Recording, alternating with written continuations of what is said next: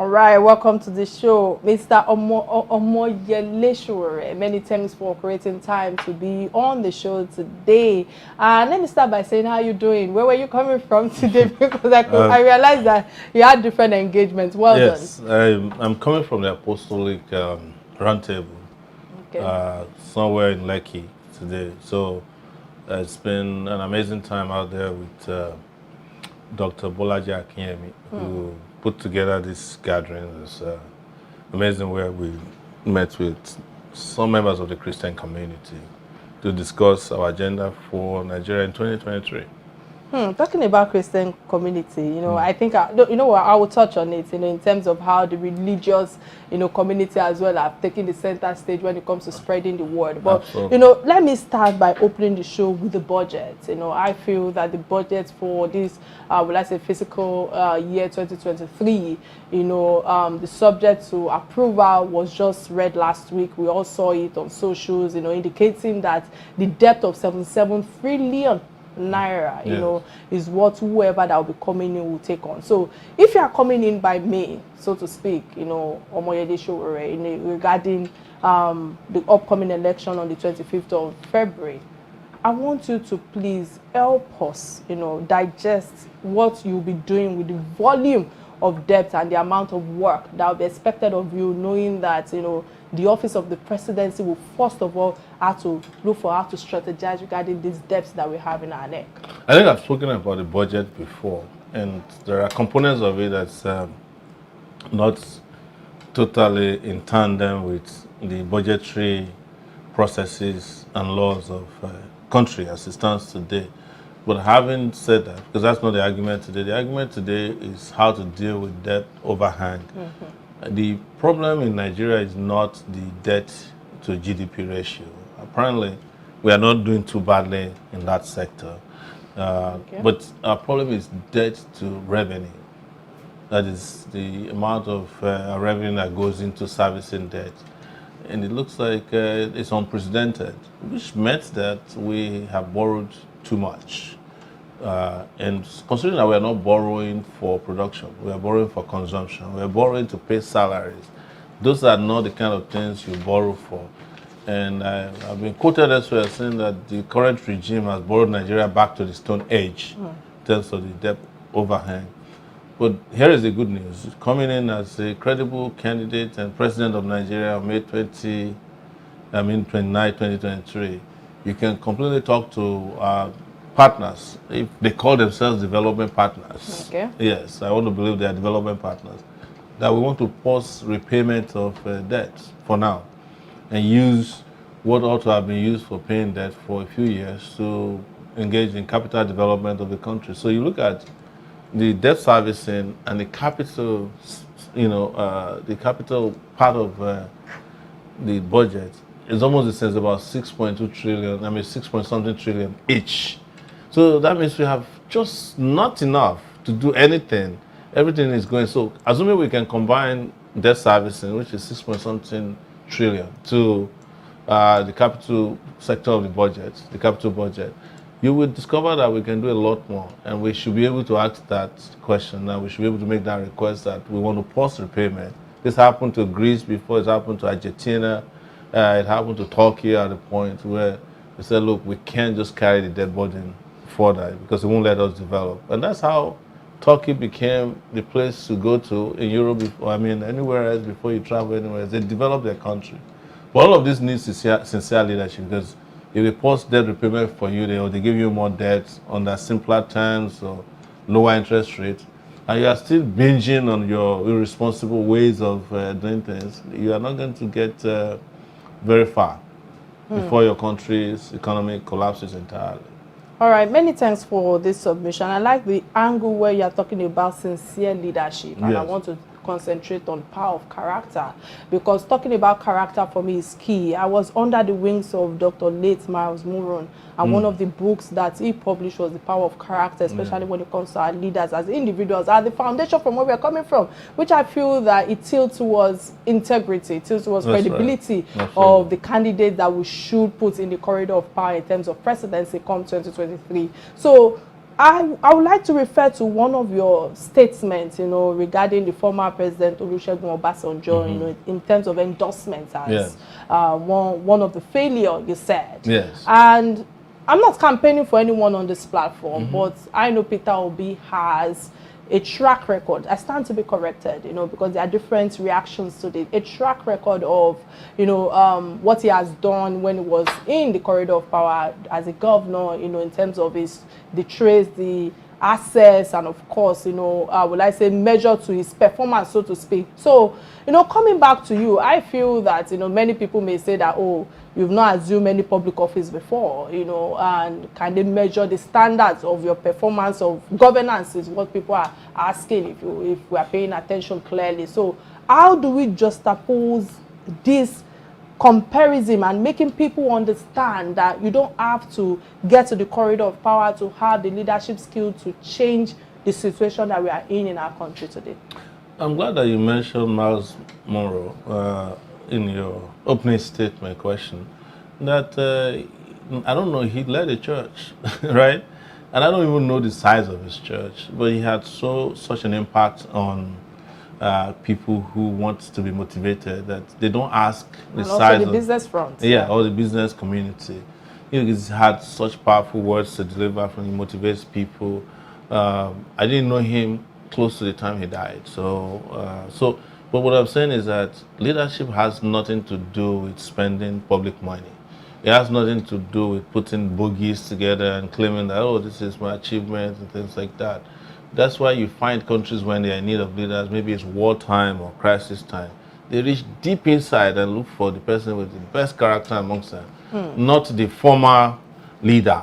Otherwise, no country would have had more than one leader in their lifetime, because a leader can always claim that, oh, I did so well, but you look at it also from the analogy of football, right? There's a guy named Olusegun Odegbami, right? You can imagine sending him to the World Cup in 2022 as part of the Nigerian contingent. Would it make sense? No, not even as a coach at his age. It would be or probably maybe he would do well as a coach. So if any kind of leadership cannot produce brand new leaders that can take over and move from where they stop, then there's a problem with that kind of leadership. If you've been a leader of Nigeria in 1984, and Nigeria is still in need of your leadership in 2023, then the country hasn't moved beyond the 1984 ideas, and that's why we're stuck where we are. I don't want to, again, talk about Peter Obi too much, but I would like to say, when you say, oh, he has, you have evidence, we don't see the evidence of his leadership in Anambra State.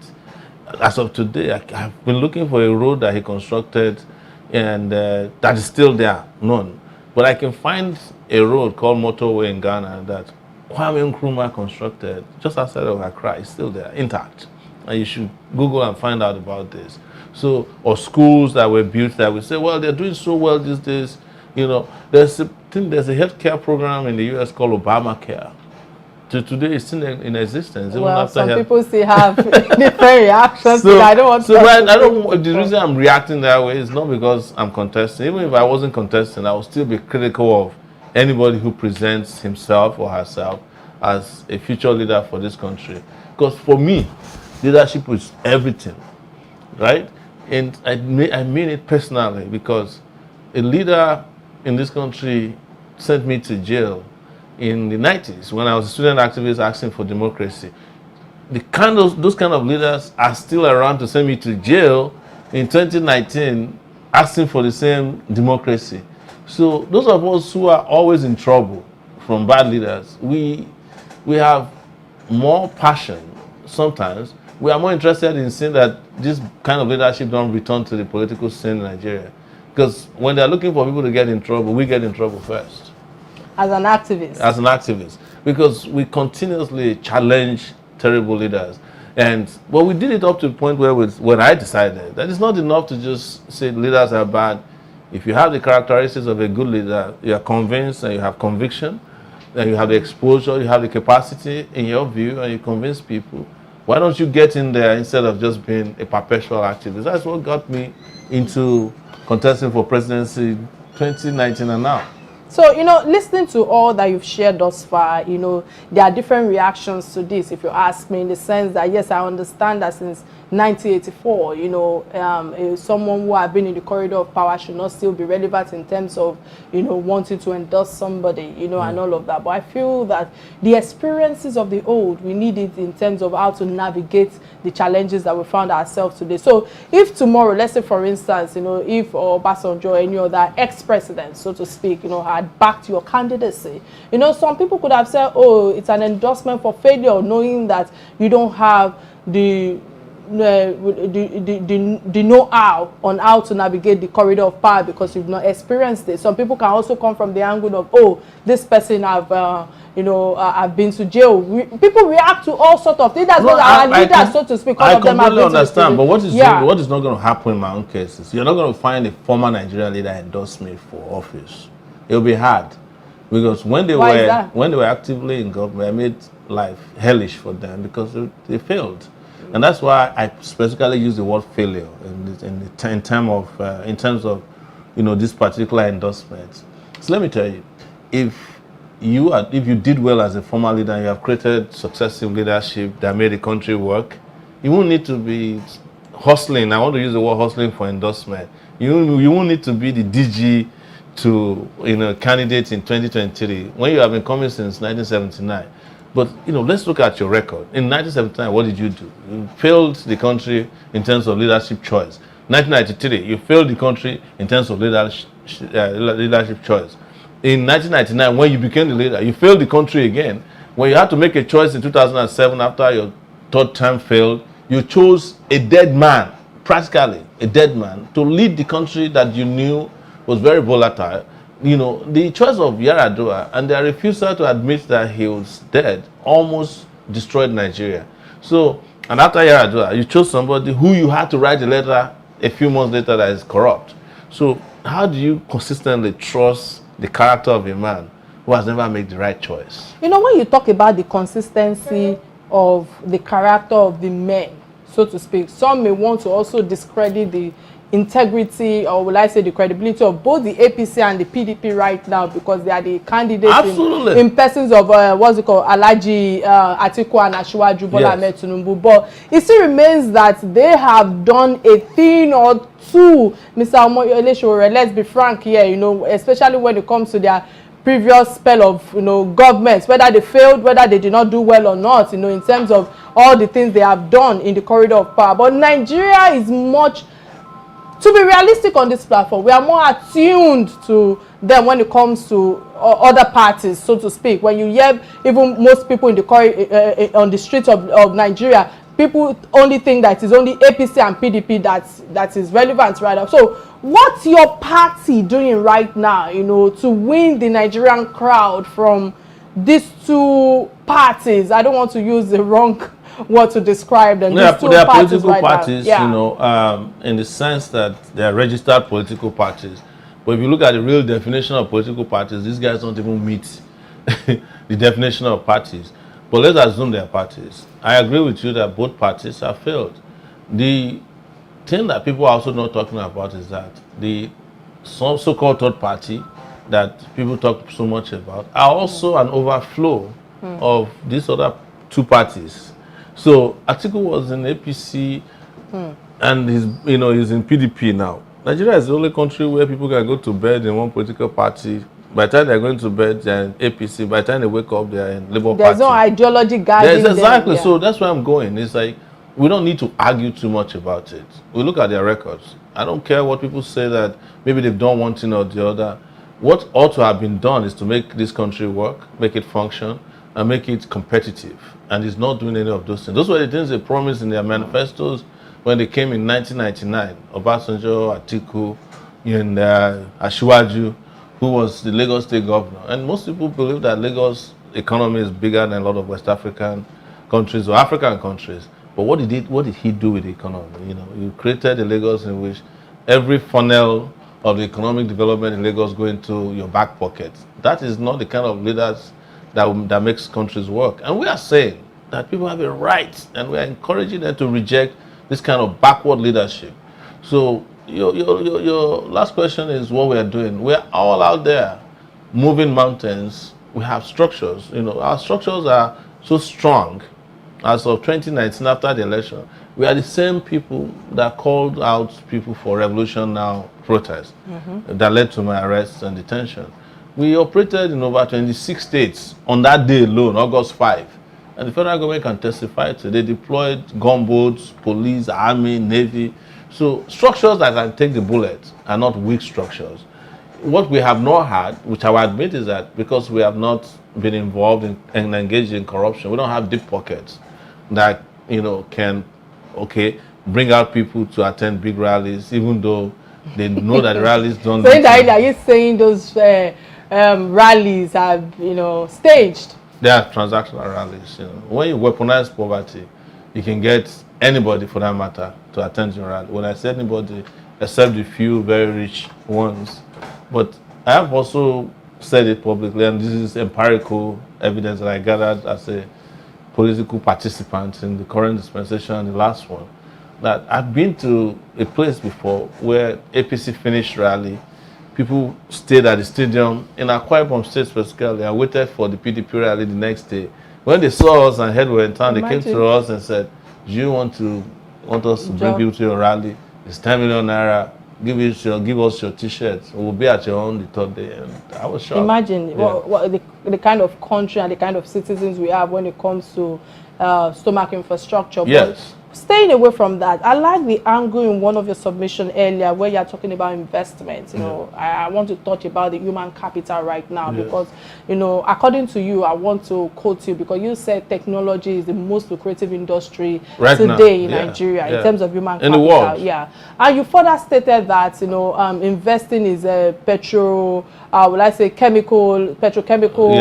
fossil fuel, companies, which I feel, or will I say, will pollute the environment and eventually dry us up, you know, in terms of how Nigerians can stop voting for analog brains, so to speak. So the truth is that technology needs huge ICT.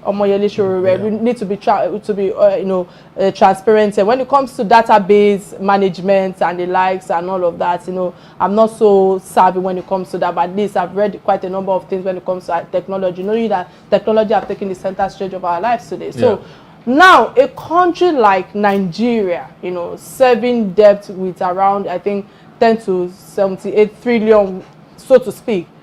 Where do you want to get money, finances, revenues to invest in the whole scale of technology development in this country? I think it's important for you to lay it out. It is not that we need technology. It's a must.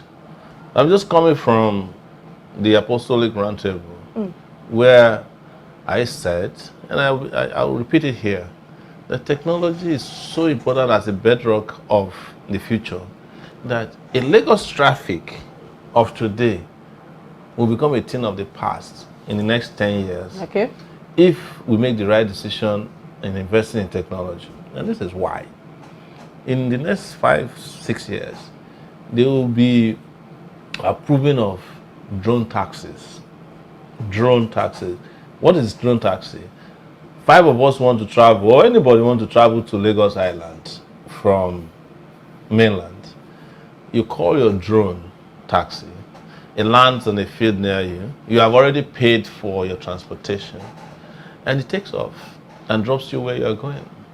It will continue to improve to the point that it will drop you off at your window in the future. So you don't even need to pass through the front of their house. So everybody will have a drone pad on their window. This is the future. When you are building your house, you just have a drone pad there. It drops you. You go and drop your neighbor, and this will be perfect. It will not be having accidents. Is it going to be done virtually or physically? It's going to be physical, you know. It's going to be physical because who would believe that 30 years ago that you can ride a train without a pilot? And we're heading towards riding airplanes without a pilot. Because that's what drones are practical. Drones are smaller airplanes or aircraft that has no pilot. So in the next 20, I don't think we won't get to that point. You go to international airport here and get on a plane and there's no pilot. You only have flight attendants. Probably some will not even have flight attendants. You just press T and you pour the tea, you say, I need food, it will, you know, it'll bring the food to you. That's why technology is so important. It's going to be the life of the future. And it will be driven by artificial intelligence. You know, and what is artificial intelligence? If I can tell a drone where I'm going, it drops me exactly there. That's the intelligence that is in there. It doesn't require me to be telling the drone, no, I want to drop at Oshodi, please drop here. No. It will take you to where you are. If you want to go back to Oshodi, you have to order another drone. It eliminates traffic jams completely. But if you don't start making the investment now, you are going to get somebody, you are going to have to buy it from somebody or move to a country that has it. I'm sure there are countries who have all these things already. It's the same thing with housing. You know, do you know about 3D technology? You know, you draw out a house and then there is a plant that comes in to build a house without a bricklayer. Well, maybe the only thing the bricklayer will do is to help you mix the concrete. And the house will be produced in a matter of hours, not even days. So that's where the world is going. We must make the investment. The cost of building another oil company or a refinery in the Niger Delta region or wherever, or in Bauchi, is less than the cost of putting an infrastructure for internet in place that can power the whole of the northern part of Nigeria. All right, I will have to, interrupt you there. And when we come back, I have follow-up questions to some of these things. But we'll go on a quick break to get the message from our sponsors. Please stay with us. We'll be right back.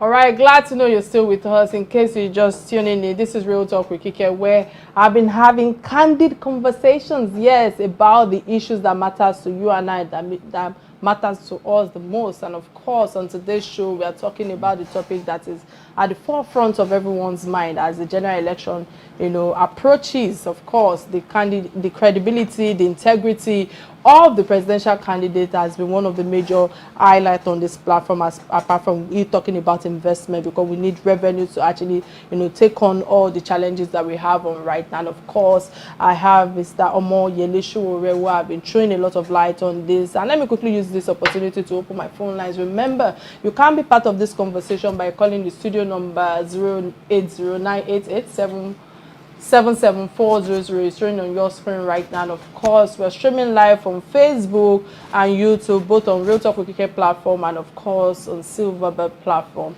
Many thanks for all your submission thus far. It's very eye-opening, and I can't help but agree with you that we need fresh candidates emerging to actually take us to another level.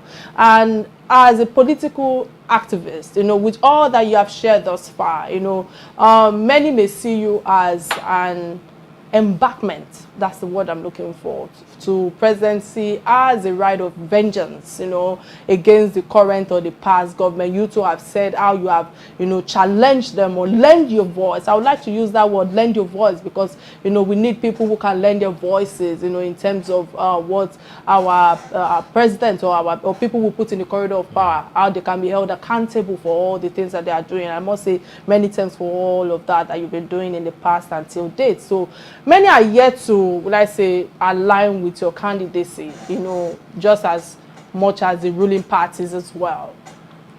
On this live show, I would like you to please tell Nigerians, the degree of transformation. I like the fact that you had to break through the drone taxes and the likes, which comes to me as you schooling me as well. I've learned something from that as well, and it's something that I'm going to be taking further outside this platform. So help us, tell Nigerians the degree of transformation you can bring to this country, rather than the perception of a candidate who is out there to take revenge. People see it from that angle as well, for the suffering you've went through during the political activity, for the suffering of others as well, because you've lent your voice to for other people. How do you move forward from this? I'm not stuck in whatever happened to me. I'm more interested in a different kind of vengeance. I have vengeance against poverty that must be waged. Vengeance against our institutional lethargy that don't respond to progress the way it should. So I won't deny entirely that I don't have any intention of revenge. We must revenge in a way that transforms our society. My kind of revenge is more of disruptive, transformational leadership not the kind of revenge that will put people in jail. I've been in jail long enough to know that we don't need more people in jail. We don't have enough space to put people in prison. Are you getting my point? And part of what we should reform is also the prison system so that they become transformational as opposed to being in a process of revenge and vengeance from society against individuals. Because sometimes some of the crimes that we're punishing people for are crimes of passion.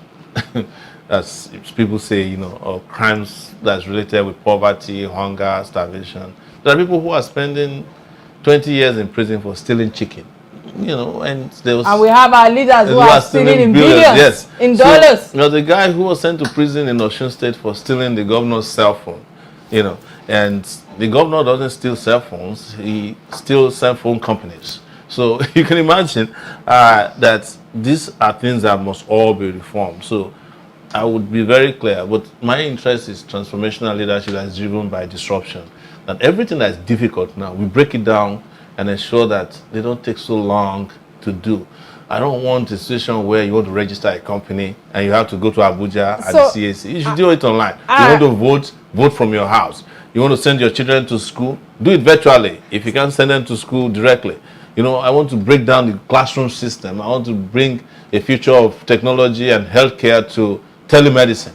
If you can't go to hospital. I like all that you've said, and I think my takeaway is taking forever. We don't have to do things to take forever. And this drives me to my next question, because you said removal of fuel subsidy, will make life hard for Nigerians. Absolutely. And as against the counter argument of many experts who believe that, thinking that the controversial subsidy should be removed once and for all or not. Some people are thinking that, okay, it shouldn't, but what's your own argument for holding on to fuel subsidy on national accounts, in terms of accountability? Every year is like we are in tune with about 4 trillion naira as at today, in terms of anticipation in the budget that was put out there. How can we resolve this issue of fuel subsidy once and for all without really prolonging it, just like you said in one of your submissions? So what people don't like to hear is that there's no subsidy. Mine is to tell the truth. And like I usually say, or somebody said, let the truth kill the corrupt people. So the truth is that if you remove the subsidy as it is now, as they claim it is, you have to subsidize the poor somehow. So you remove one subsidy, you open a room for new subsidies. Because if you remove fuel subsidy, then you have to engage in transportation subsidy. You have to subsidize. There's no society in the world that leaves its poor at the mercy of market forces. It's not possible. So instead of you leaving the room for new subsidies, why don't you resolve the subsidy issue with regards to petrol at once? You have 4 refineries. Fix all of them. Because why? You cannot tell me that you want to put $2.7 billion in a refinery built by one man, but you cannot use that money to fix your own 4 refineries. Repair your refineries, have enough fuel supply at home, because each time you distill crude oil, you get 6,000 products, depending on the sophistication of the machine that is carrying out the distillation. 6,000 products, including your Vaseline, your shoe lace, everything, almost everything comes from crude. So if you can do that, why are you subsidizing just one product? Because we're only subsidizing one product. And the argument for removal of subsidy has been the same since I was in the university. Let's take this money out from the poor and use it, the cash, free up the cash to do other things for the poor. You get my point? I get you. And when you now take the cash out, you now multiply the number of thieves that have come out. It's just like the currency denomination or redenomination, no, not the redesign they did, right? After pouring dye on the 1,000 naira, you now said it's not available. After you said, well, we are going to make new notes, and you create new note sellers. So if you go to the market now, you can buy the new notes, but for every 100,000 naira you buy, you have to pay 30,000 naira. All right. Would it not have been better for us to have just left the 1,000 naira in its original color so that it doesn't stain our whites. I think this talk of subsidies, another conversation that can never end. I'm using but quickly, because I know that we are running out of time, and my technical director will start running commentary in my ears very soon. But I really want to touch on this, and I think it's about the other political party when it comes to Rotimi Amechi, when it comes to the sitting president Oshibajo as well, the vice president, and of course others who have also met Tinubu along the way. We've seen it on socials. The G5 governors, let me touch on that, in Nigeria, are scheming. Wike and his group are scheming their plans in favor of Asiwaju, so to speak, allegedly, and obviously it's against PDP with all that is happening. How do you think that this will play out, in the election, in terms of numbers, that will be swing into the parties that they are working for? And of course, how does it affect the emerging party like yours, that have just started in 2018? I stand to be corrected. Can you quickly throw light on this? They are not scheming anything. This is how politicians behave. They throw some kind of artificial confusion in the minds of people while you're there celebrating it. Oh, maybe this will give us an edge. You forget to do your own work. And one day you wake up and they've all agreed again. It's likely that the G5 are looking for something. They get it, they go back to PDP. Or part of them go to APC. Is that how you see this? Because yes, it's a dirty game that they're playing. It is a dirty game. That's why decent people don't like to play. And the reason why we are not part of them, we don't want to join them. Because if you look at 2014, it's the same way they played it. Rotimi Amechi, Bukola Saraki, and a bunch of them came together, pulled out of the PDP. And the PDP was trying to reconcile them until they went into the APC and they hijacked power. It is how these guys take power. They know where to pitch their tents. They're watching the minds of the public. They're looking at talking about watching about the minds of the people. I think I want to come from an angle of women now, because we saw the Senator Binani, amongst the few aspirants in terms of female governors right now. I would like to ask you, what's your take about a female emerging as a governor in the states, even if the Nigerian predecessors are not even thinking that it might happen? I want to talk from the female angle in terms of inclusion. Women have been yelling, shouting, talking about the inclusion of them being on the table. What do you have to say to this? My position is a little extreme, right? Women should stop asking for their rights. They have the numbers now. Look at the INEC numbers. 51% of voters, registered voters, are women. Question I have for women: when are you going to become president? When you have the biggest number of voters, and you are the ones who are likely to be at the rally first. When men are done, you are the ones cleaning up after them at the rallies. They use you as a signboard by wearing clothes on you to advertise the parties. Women must come together, and I mean it seriously, and start also organizing for power. Let's wake up one day and discover that not one governor, but all the governors and the president of Nigeria is a woman. Then because can you hear that? Can you hear that? Men have messed up this country for so long.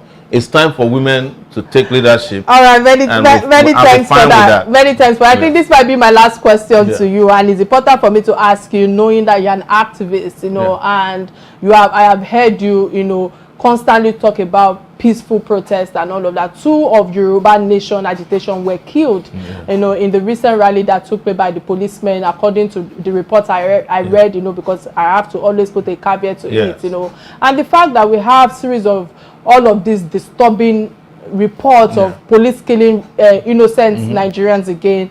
So the question for you right now, my first question is, how will you be resolving ethnic agitations, like Yoruba Nation, like IPOB, if elected into power? And my second question to you is the fact that what step-to-step procedure, or reform would you like to, engage people on in terms of the end of police killing innocent citizens? Absolutely. When I talk like this, people say, oh, because you are a daughter of a police. I say, no, I keep it real on the platform. I will appreciate if you can throw light on this in 1 minute. By the way, I should say to you, this is a public revelation.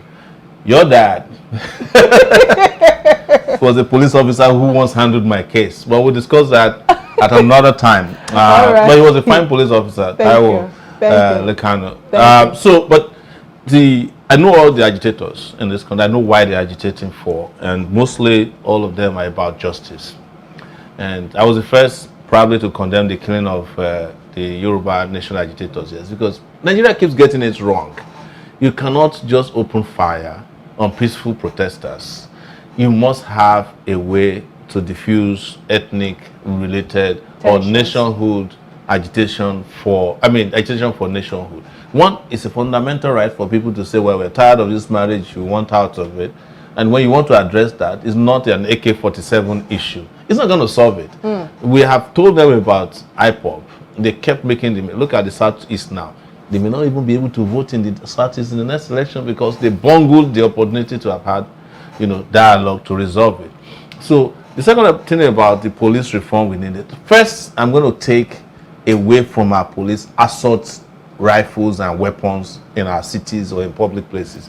I think that happiness to kill has become a police disease. So the way to do it is for them to learn forcefully how to diffuse peaceful protests using baton, tear gas. Even tear gas sometimes is extreme, and all those things that other countries. There was a riot in Brazil 3 days, the same day, where they invaded the presidential palace, the Supreme Court. No single person has been killed so far. But in Nigeria, nobody even knew about the protest. Before you knew it, there are dead bodies all over the place. The police must be told that citizens should not be used for target practice. You've heard it all from our guest today, Omoyele Sowore. Many thanks again for being on the platform today. It's been an interesting time with you, I must emphasize. Many thanks for all your submission and showing light on what affects you and I the most. But, before I let you go, there's this last segment of the show where I call trending stories. Stories that binds you and I as Nigerians. And only trending story that caught my attention, that interested me, or that interests me, English, is the fact that the Minister for Petroleum said it would be okay in terms of buying petrol at 300 per litre. What's your take on this, Moyelish, quickly? I'm sorry, I cannot take a call right now. Please, can you please end the call? It's the reason I told you that they're not subsidizing petrol. So look, there are several products, but the dominant ones are kerosene, diesel, jet A1. They are not subsidizing them. And if you're subsidizing, you won't just leave the market force. Because what they are saying is that if the market forces takes petrol to 1,000 naira per litre, what do? The public should deal with it. That's what they are telling you gradually. And already they've been selling petrol for 300 naira, even for depending on your geopolitical location in Nigeria. That's been on for almost 2 years. Fantastic. Yeah. Many thanks for that. For me, I read this news and instantly I felt sorry for myself and for Nigerians. Sometimes, I've said it constantly on this platform. I don't know why I'm still back here in Nigeria, even though I have opportunity to carry my, and I have citizenship that I can actually go and start all over again and the likes. I don't know how we got ourselves here, and it's very disappointing to know that we lack, or will I say suffer for what we don't have, that our leaders do not have the empathy of the citizen in mind, despite the fact that we have remained abundance in this oil sector. But first and foremost, the price is unbearable for Nigerians, I must emphasize. Absolutely. I see what people go through every day on the streets and them commuting from one place to the other. And I'm asking myself, I know the impact and implication of this when it comes to production and organization as well, knowing that, one way or the other, as an entrepreneur, you understand all the intricacies. And however, I feel that the Minister of State for Petroleum Resources, saying that it would be okay as a private citizen, so to speak, private citizen to be okay as for him to buy a liter of petrol for 300 naira, and he felt that there was no issue with it. It's very disheartening for me. I want people to believe that, or to understand that the people that we put in the corridor of power are the ones that are actually coming to sabotage us. So it is important for us to understand that we need new hands to emerge to come and lead us. And I'm not advocating for anybody, and that's the honest truth. I feel that Nigerians should be tired by now in terms of all the people who are leading us that are causing us pain. Our unborn children will come back to come and be paying debt of something that they did not even work for. So it's unfortunate. So I understand all the politics and the embezzlement around the subsidy funds, which has been the controversy for the oil sector for years, even with all the analysis that our guest Omoyele Omoyele Sowore have given to us. I believe that quite a number of people should take a cue from it if truly you're an intelligent person. Yes, though more experts have also argued that it is better for us to remove the subsidy once and for all, to see the clear picture of things and allow for market dynamics to dictate, so to speak, the price. However, is this speaking from an insensitive angle is where I'm coming from. As a minister, you expect him to act better when it comes to emotional intelligence in terms of your delivery of words. But that's another story entirely. So people might say, oh, Kike, you're coming from a background of training. But I just feel that right now it's all in our hands, you know, how we want to look for, will I say, people that will put in the corridor of power that will be accountable to us in terms of cost benefit ratio, which was one of the things that I picked from one of your submissions as well when it comes to we citizens. And I just feel that implementation is better when it comes to transparency, gradually easing the effect of subsidy, you know, removal on Nigeria is another thing. But quickly, guys, before I sign off today, before I sign off today, I hope I still have time. You know, it's important that I share with you this book in my hands. Wow. Yes, this book in my hand. This is one of my books that I authored, Mr. Omoyele Sowore. This is my second book. Wow. And no gainsaying, it's, you know, would I say, beneficial book that has been, you know, reviewed by many authors, yes, and a number of respected writers as well. However, I just want to use this opportunity to say many thanks to my Obi Ruby, you know, for also taking time to review my work, you know, in terms of compilation of my book, you know, my work as well. It has, you know, it's an everyday quote, you know, coming from a personal life experience. You know, I'm not preaching to anybody's, you know, in terms of my relation, in terms of the Nigerian society, in terms of the public outlook on certain, will I say, certain occurrences and many other things. You know, I'm just using this opportunity to say thank you, and using this medium to say thank you for all those who have also bought this book on Amazon, you know, to my adopted mother, Bola Adeshola, you know, to Mrs. Shade, to Yusuf, to Kayode, many more, you know, many people, you know, just to mention but a few, you know, I've ordered and I've given their strong positions, opinions about it. It's a must-have in offices, I must emphasize, it's a must-have in offices, in homes as well, and also in the car. You know, it's a book you can relate with, you know, while sipping your cup of coffee in the office and all of that. So it's already available online stores like Amazon, on Okada. The links are also in my bio on Instagram, on Real Talk with Kike page. So I want to plead with people, please go get your copy. Tag me on Real Talk with Kike. But you know, that's all for now. Many thanks to all of those who have contributed to the success of this book. Again, to my, how will I put this down? You know, my thought-provoking guest. You know, this session has been very eye-opening. I just want to say, may God give you the strength to continue to navigate the kind of leaders that we are dealing with right now, and also give you the, you know, courage to move on. Because sometimes when you look at the challenges we are facing, you know, it's very demoralizing to actually say, can I actually go on? But I say many thanks for creating time to be here. This is Omoyele Sowore, the presidential candidate of African Action Congress. Yes. You know, many thanks. Yeah, many thanks again. Thank you so much for being here. And till I come your way on Thursday, remember to catch me on Inspiration FM 92.3 tomorrow. And I would like to end by saying, Revolution now! Yeah. And you won't get into trouble for that. Thank you. Thank you, guys.